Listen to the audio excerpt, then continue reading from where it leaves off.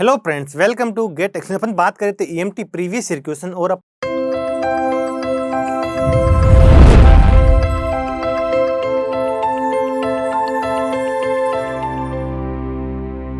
आज जो 17 के अंदर जो अच्छे क्वेश्चन आ रखे हैं उनकी बात करेंगे और आगे भी अपन लेक्चर चलते रहेंगे। 17 के जो भी अच्छे क्वेश्चन आ रखे हैं उनकी अपन बात करने वाले हैं।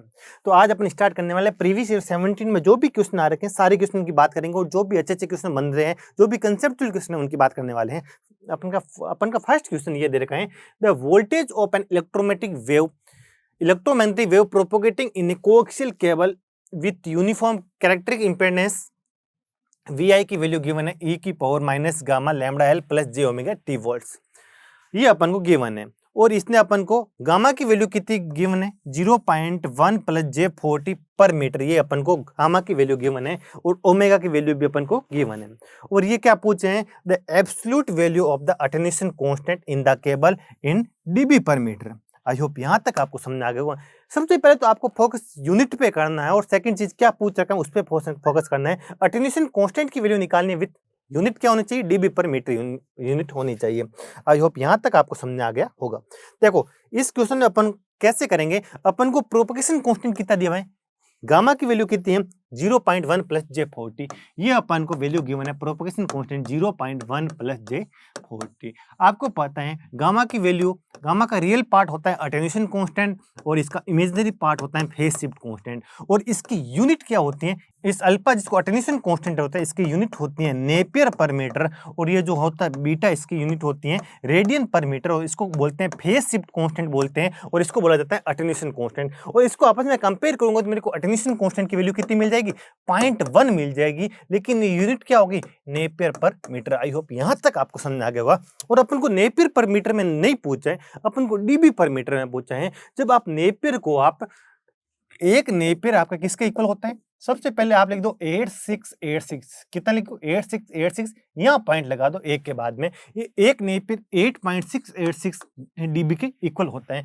आई होप ये वाला रिलेशन इस क्वेश्चन के लिए मोस्ट इंपोर्टेंट था, ये आपको पता होना चाहिए। और इस क्वेश्चन में कोई रॉकेट साइंस नहीं था, आपको गामा देके अल्फा पूछा है ना, इसको तो कोई भी बता सकता है। गामा देकर अल्फा पूछा है तो आप अल्फा से सीधा कंपेयर करके बता सकते हो, लेकिन आप ये पता होना चाहिए कि जब इसकी यूनिट 1 मीटर में गिवन हो तो आप कंपेयर करो तो अल्फा आपको नेपियर पर मीटर में मिलता है और बीटा आपको रेडियन पर मीटर में मिलता है। और अल्फा को जब डीबी पर मीटर में आपको कन्वर्ट करना पड़ेगा तो इससे आपको क्या करना पड़ेगा, मल्टीप्लाई करना पड़ेगा। तो अल्फा की वैल्यू कितनी हो जाएगी 0.1 गुणा 8.686 क्या हो जाएगी डीबी पर मीटर। आई होप यहाँ तक आपको समझ आ गया होगा। और अल्फा की वैल्यू कितनी हो जाएगी कितना हो जाएगा 0.8686 डीबी पर क्या हो जाएगा मीटर। आई होप यहाँ तक आपको समझ आ गया होगा। और ये आपकी अल्फा की वैल्यू आपको मिल गई। ये क्वेश्चन में कोई रॉकेट साइंस ना, अल्फा निकाल सकता है, हर एक बंदा अल्फा की वैल्यू निकाल सकता है,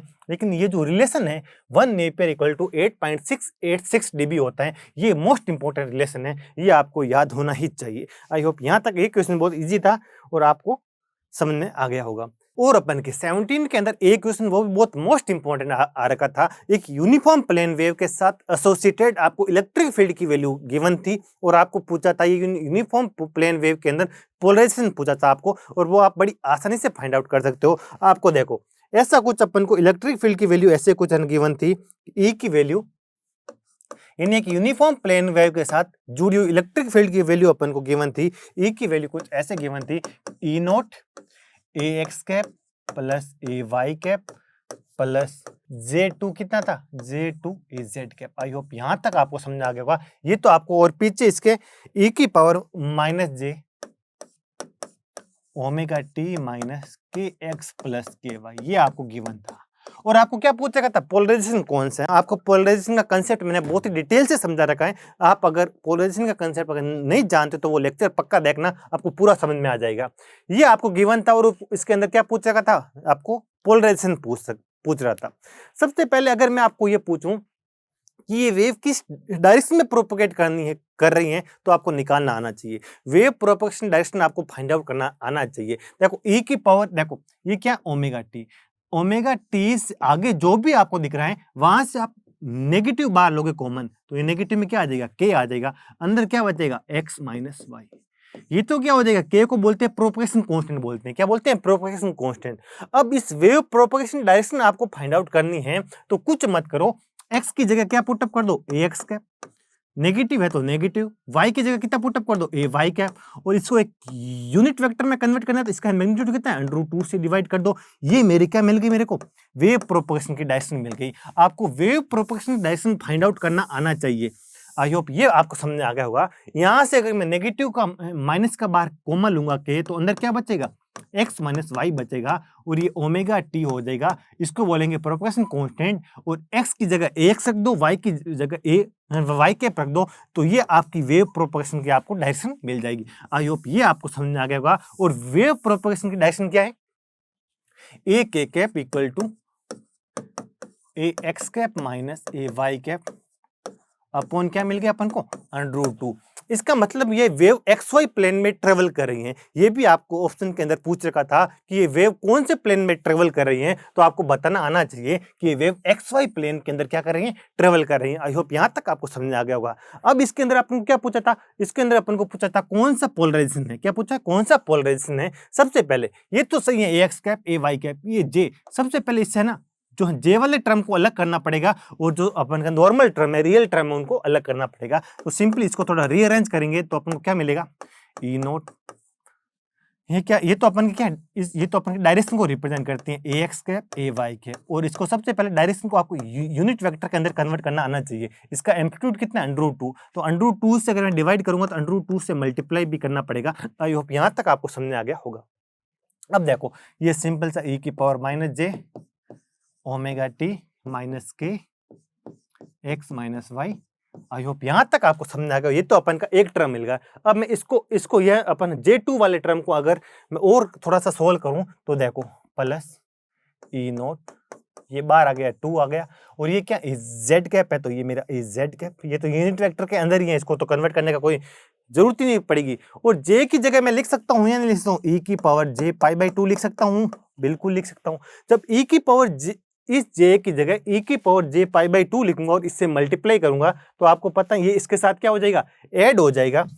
तो ऐड करने के बाद कुछ ऐसा मिलेगा ही नहीं मिलेगा, e की power minus j omega T minus K X minus Y minus क्या हो जाएगा, π/2। ये अपन का जो अपन के मल्टीप्लाई में ये j था, मैंने इसकी जगह e की पावर j π/2 रख दिया, और इस नेगेटिव की वजह से अंदर क्या आ गया, नेगेटिव नेगेटिव नेगेटिव मल्टीप्लाई होके प्लस का क्या हो जाएगा, e की पावर j π/2। आई होप यहां तक आपको समझ में आ गया होगा।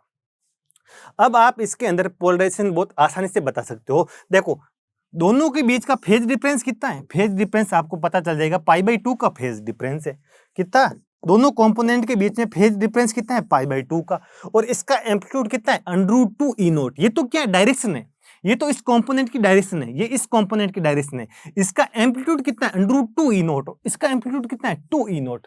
जब फेज डिफरेंस π/2 का हो और एम्पलीट्यूड डिफरेंट हो, तो वहां पर हमेशा क्या होता है, इलिप्टिकल पोलराइजेशन होता है। क्या होता है, इलिप्टिकल पोलराइजेशन होता है। कौन सा पोलराइजेशन होता है, इलिप्टिकल पोलराइजेशन होगा। बड़ी आसानी से आप निकाल सकते हो। देखो ये एक कंपोनेंट मेरा ये बन रहा है जिसके डायरेक्शन इसके अलोंग है, एक मेरा कंपोनेंट ये बन रहा है जिसके डायरेक्शन ए जेड कैप के अलोंग है। इसका एम्पलीट्यूड कितना है, √2 ई नोट, इसका एम्पलीट्यूड कितना है, 2 ई नोट। जब एम्पलीट्यूड डिफरेंट हो तो वहां इलिप्टिकल पोलराइजेशन होगा, और अगर इनका एम्पलीट्यूड आपको इक्वल मिल जाए तो वहां क्या हो जाएगा, सर्कुलर पोलराइजेशन होगा। अगर मैं इसको और थोड़ा एक्सप्लेन करूं तो अपन ये बोल सकते हैं, देखो ये मेरा x हो गया, ये मेरा y हो गया। आपको पता है वेव प्रोपोगेशन डायरेक्शन क्या हो जाएगी, आप अभी अपने फाइंड आउट की थी, ए x cap minus A Y cap upon क्या मिली थी, √2 मिली थी, यही तो मिली थी। x पॉजिटिव वाई नेगेटिव, यानी वेव कुछ ऐसी प्रोपोगेट कर रही, बिल्कुल ये मेरी वेव कैसे प्रोपोगेट, ऐसे प्रोपोगेट कर रही है। और इसके साथ जुड़ी हुई इलेक्ट्रिक फील्ड का एक कंपोनेंट तो किसमें, जेड कैप के अलोंग है, और एक component A x cap plus A Y cap upon √2 के अलोंग है। मतलब एक कंपोनेंट तो इसी एक्स वाई प्लेन में इस डायरेक्शन में होगा, इन इलेक्ट्रिक फील्ड का एक कंपोनेंट तो इस डायरेक्शन में होगा, और एक मेरा कैसा होगा, रेडियली आउटवर्ड होगा, नॉर्मली आउटवर्ड होगा, ए जेड कैप के अलोंग होगा। देखो इलेक्ट्रिक फील्ड आपको पता है यूनिफॉर्म प्लेन वेव क्या होती है, टीईएम वेव होती है। इलेक्ट्रिक फील्ड जो भी कंपोनेंट हो गए वो वेव प्रोपगेशन क्या होंगे, परपेंडिकुलर होंगे। एक तो देखो एक्स वाई प्लेन के अंदर ही है लेकिन इसके क्या परपेंडिकुलर है, और एक अपन का इस प्लेन के आउटवर्ड क्या है, आउटवर्ड नॉर्मल है। ये वाले दोनों कंपोनेंट है ना, इनका फेज डिफरेंस तो कितना है, π/2 है, लेकिन इनका एम्पलीट्यूड डिफरेंट है। एम्पलीट्यूड डिफरेंट होने की वजह से ये कौन सा पोलराइजेशन होगा, इसके अंदर इलिप्टिकल पोलराइजेशन होगा। ये क्वेश्चन बहुत अच्छा क्वेश्चन है, मोस्ट इंपॉर्टेंट क्वेश्चन है, यहाँ से अपन को कुछ सीखने को मिलता है। ये क्वेश्चन भी अच्छा है। ऐसे ही अपन आगे भी 17 के जो अच्छे क्वेश्चन आ रखे हैं उनकी भी अपन बहुत डिटेल से बात करने वाले हैं। तो आज अपन 17 के 2 क्वेश्चन किए हैं जो कि बहुत अच्छे क्वेश्चन लगते हैं मेरे को, और अपन आगे भी जो भी अच्छे क्वेश्चन है 17 के सारे करने वाले हैं। तो फिर इस लेक्चर के लिए इतना ही। तो थैंक यू सो मच।